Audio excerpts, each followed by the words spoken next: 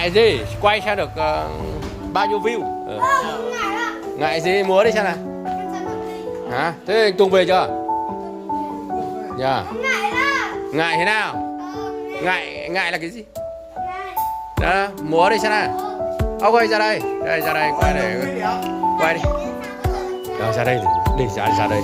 Đó, nào. Biểu diễn đi. Xấu hổ cái gì? Đấy, xấu hổ.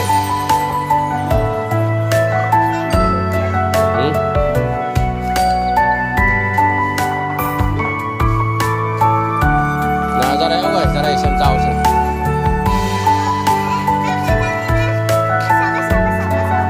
Để vào sâu này, chắc. Đấy, sau này sâu.